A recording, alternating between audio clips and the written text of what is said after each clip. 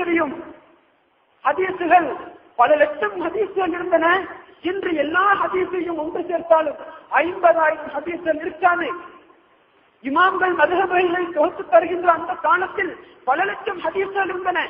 அத்தனை ஹதீஸ்களையும் வைத்துத்தான் அவர்கள் குர்ஆன் ஹதீஸை ஆராய்ச்சி செய்து அதிலே மறைந்திருக்கக்கூடியதாவான பர்மு ஷரத்து போன்றதாவான சட்டங்களை தொகுத்து தந்தார்கள்.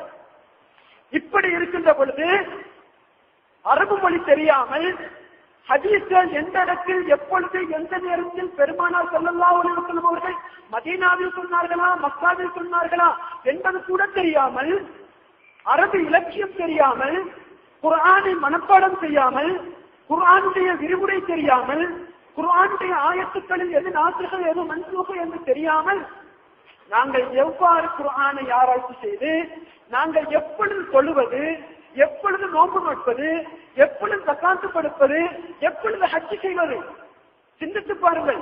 இத்தனைக்கு மத்தியில் துன்யாவுடைய பல ஆயிரக்கணக்கான வேலைகள் ஒவ்வொரு மனிதருக்கும் இருக்கின்றனவே அன்பார்ந்தவர்களே. அதனால் தான் அல்லாஹ் தஆலா குர்ஆனிலே சொல்கின்றான், ஃபஸ்அலூ அஹ்ல ஸிக்ரி இன் குன்தும் லா தஅலமூன். உங்களுக்கு குர்ஆன் ஹதீஸை ஆராய்ச்சி செய்ய முடியவில்லையா, உங்களுக்கு தெரியவில்லையா, நீங்கள் தெரிந்தவர்களுக்கு கேட்டுக் கொள்ளுங்கள். அவர்கள் எவ்வாறு சொல்லித் தருகின்றார்களோ அதன்படி அமல் செய்யுங்கள் என்று அல்லாஹ் தஆலா குர்ஆனிலே குறிப்பிடுகின்றான். ஆனால் இன்று ஒரு வேடிக்கையும் நிகழ்கிறது, ஒரு வேடிக்கையும் நடக்கிறது. என்ன வேடிக்கை என்றால், இன்று சொல்கின்றார்கள் மதுஹபுகளை பின்பற்ற வேண்டாம், குர்ஆன் ஹதீஸை அவரவர் ஆராய்ந்து அவரவர் அமல் செய்து கொள்ள வேண்டும் என்று சொல்கின்ற அவர்களே இன்று பயான் பண்ணுகின்றார்கள். இன்று அவர்களே புத்தகம் எழுதுகின்றார்கள். அவர்களே குர்ஆன் ஹதீஸிலிருந்து இமாம்கள் எதை சொன்னார்களோ அதற்கு நேர்மாற்றமாக செய்ய வேண்டும் என்ற ஒரு நோக்கிலேயே அவர்கள் சட்டங்களை மாற்றி எழுதுகின்றார்கள். எழுதிக் கொண்டு சொல்கின்றார்கள் இதை நீங்கள் செய்யுங்கள் என்பதாக. இப்பொழுது இவர்கள் என்ன செய்கின்றார்கள், நாங்கள் மதுஹபை பின்பற்றுவதில்லை, இமாம்களை பின்பற்றுவதில்லை, நாங்களாக குர்ஆன் ஹதீஸை ஆராய்ச்சி செய்கின்றோம், ஆராய்ச்சி செய்து வணங்குகின்றோம் என்று சொல்லிவிட்டு, அதாவது விரல் விட்டு எண்ணக்கூடிய அளவுக்கு கூட ஹதீஸுகள் பாடம் இல்லாத ஒரு சாதாரண நபரை மதுஹபை பின்பற்றுவது இல்லை என்று சொல்லிக் கொண்டே அவரை பின்பற்றிக் கொண்டிருக்கிறார். இது வேடிக்கையிலும் வேடிக்கை அல்லவா? நாங்கள் மதுஹபை பின்பற்றுகிறோம். யாரை பின்பற்றுகிறோம்? இமாமுல் ஆலம் அபூ ஹனீஃபா ரஹிமஹுல்லாஹ். உலகம் போற்றுகின்ற மட்டுமல்ல, இன்று இருக்கக்கூடிய மக்கள் உலக முஸ்லிம்களில் அரை பகுதியினர் பின்பற்றுகின்ற மதுஹபு ஹனஃபி மதுஹபை சார்ந்த முஸ்லிம்கள். அதற்கு பிறகு ஆலிமுல் மதீனா என்று போற்றப்படக்கூடிய இமாமுனா மாலிக் ரலியல்லாஹு தஆலா அன்ஹு அவர்கள். அதற்கு பிறகு ஆலிமு குரைஷ் என்று போற்றக்கூடிய இமாமுனா ஷாஃபி ரலியல்லாஹு தஆலா அன்ஹு அவர்கள். அது மட்டுமல்ல, நாங்கள் எந்த மதுஹபை 4வது மதுஹப் என்று சொல்கின்றோமோ அந்த மதுஹபுடைய இமாம் மட்டுமல்ல 10 லட்சம் ஹதீஸ்களை மனனம் செய்த இமாம் அவர்கள் அஹ்மது இப்னு ஹம்பல் ரலியல்லாஹு தஆலா அன்ஹு அவர்கள். இந்த 4 பேர்களையும் நாங்கள் பின்பற்றுகின்றோம். அவர்கள் குர்ஆன் ஹதீஸிலிருந்து ஆராய்ச்சி செய்து தந்த அந்த சட்டங்களை நாங்கள் பின்பற்றிக் கொண்டிருக்கின்றோம். ஆனால் இவர்கள் இன்று என்ன செய்கிறார்கள், அந்த சட்டங்கள் அந்த இமாம்கள் காட்டு சொன்ன சட்டங்கள் தேவையில்லை என்று சொல்லிவிட்டு, இன்று எவர்கள் அதாவது பெருமானார் ஸல்லல்லாஹு அலைஹி வஸல்லம் அவர்களின் தாழ்வுபடுத்தி, அதே போன்று பெருமானார் ஸல்லல்லாஹு அலைஹி வஸல்லம் அவருடைய குடும்பத்தையும் தாழ்வுபடுத்த வேண்டும் என்று சொல்லிக்கொண்டு, அது மட்டுமல்லாமல் இஸ்லாத்தில் எவைகளெல்லாம் கண்ணியப்படுத்துமாறு அல்லாஹு தஆலா சொல்லியிருக்கின்றானோ அவைகளெல்லாம் தாழ்த்திக் கொண்டிருக்கக்கூடிய, அது மட்டுமல்ல அவர்களுடைய 4வது நோக்கம் என்னவென்றால், இஸ்லாத்தில் உள்ளதாவான அதாவது குர்ஆன் ஹதீஸின் படி பிரகாரம் எங்களுக்கு சொல்லித் தந்ததாவான சட்டங்கள், அதாவது சஹீஹ், பாத்தில், ஹராம், மக்ரூஹ், முஸ்தஹப், சுன்னத் என்று சொல்லப்படக்கூடிய இந்த 7 சட்டங்கள் அல்லது 8 சட்டங்கள், இந்த 8 சட்டங்களையும் முஸ்லிம்களுக்கு மத்தியில் இருந்து இல்லாமல் ஆக்க வேண்டும். அதற்கு ஒரே ஒரு வழி, மதுஹபுகளை பின்பற்றக்கூடாது.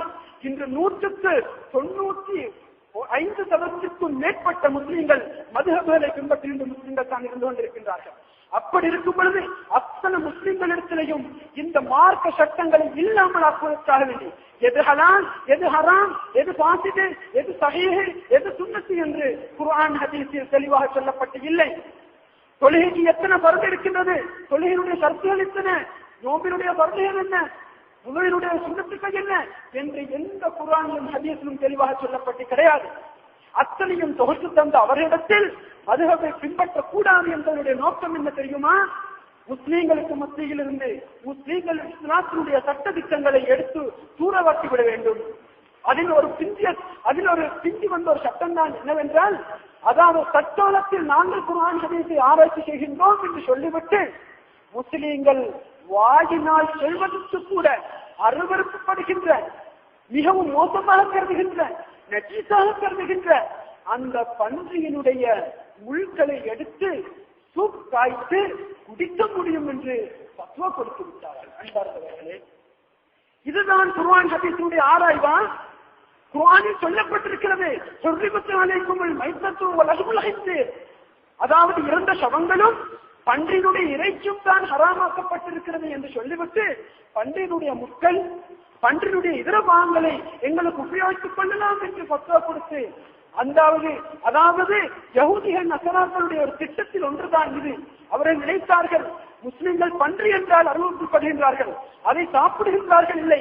எனவே அவர்கள் பன்றியை சாப்பிடாவிட்டால் பன்றியினுடைய முள்ளையாவது சாப்பிட வைக்க வேண்டும் என்ற திட்டத்தின் பிரதிபலன் தான் இன்று முஸ்லிம்களுக்குள்ளேயே ஒரு கூட்டத்தை ஏற்படுத்தி முஸ்லிம்களுடைய வாயிலாலே சொல்ல வைத்து பன்றி இறைச்சி சாப்பிடுவது, பன்றியினுடைய முட்களை சாப்பிடுவதுதான் குர்ஆன் ஹதீஸ் என்று இவர்கள் போற்றிக் கொண்டிருக்கின்றார்களே.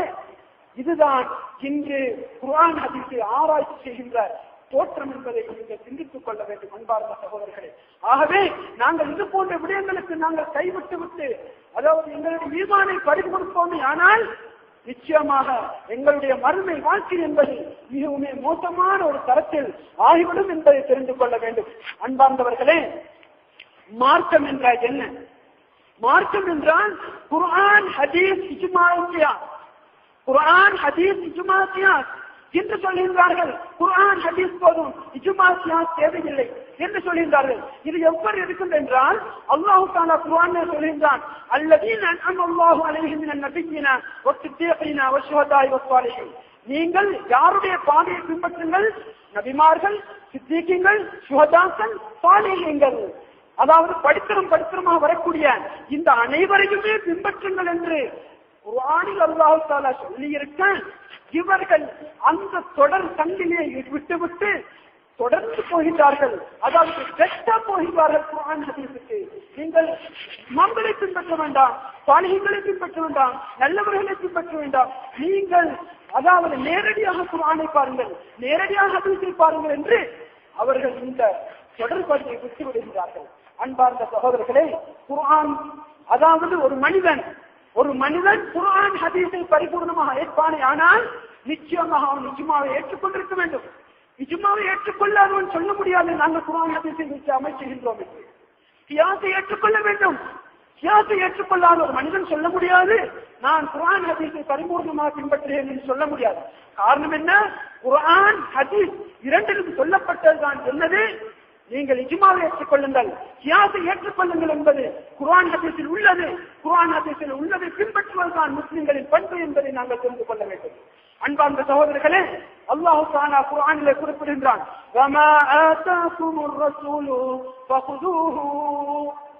உங்களுடைய ரசூல் எதை சொன்னார்களோ, எதை செய்தார்களோ அதை நீங்கள் செய்யுங்கள். பெருமானார் ஸல்லல்லாஹு அலைஹி வஸல்லம் எதை சொன்னார்களோ அதை நாங்கள் செய்ய வேண்டும். வமா நஹாகும் அன்ஹு ஃபன்தஹு. அவர்கள் எவைகளை விட்டுமெல்லாம் உங்களை தடுத்தார்களோ அவைகளை விட்டு நீங்கள் உங்களை தடுத்துக் கொள்ளுங்கள் என்று அல்லாஹ் தஆலா குர்ஆனிலே குறிப்பிடுகின்றான். இந்த இடத்தில் என்ன குர்ஆனில் சொல்லப்பட்டிருப்பது? என்ன? பெருமானாரை நீங்கள் பின்பற்றுங்கள், நபி ஸல்லல்லாஹு அலைஹி வஸல்லம் அவருடைய கொள்கைகள் அங்கீகாரத்தை ஏற்று நடங்கள் என்பது குர்ஆனுடைய அத்தியாயமாக ஆயத்தாக இருந்து கொண்டிருக்கின்றது. இப்படி இருக்கையில் இப்பொழுது பெருமானார் ஸல்லல்லாஹு அலைஹி வஸல்லம் அவர்கள் சொல்வதை ஏற்று நடப்பது எங்களுடைய கடமைதானே? அந்த பெருமானார் ஸல்லல்லாஹு அலைஹி வஸல்லம் அவர்கள் சொல்கின்றார்கள், என்ன சொல்கின்றார்கள் தெரியுமா? அலைக்கும் பிசுன்னதி வ சுன்னத்தி குலஃபாயிர் ராஷிதீன் அல் மஹ்தியீன். அலைக்கும் சுன்னத்தி, நீங்கள் என்னுடைய வழிமுறைகளையும் ஏற்று நடவுங்கள். சுன்னத்தி குலஃபாஇ ராஷிதீன் மஹ்தியீன், நேர்வழி பெற்றதாவான குலஃபா ராஷிதீன்கள் என்று வர்ணிக்கப்படுகின்ற அபூபக்கர்,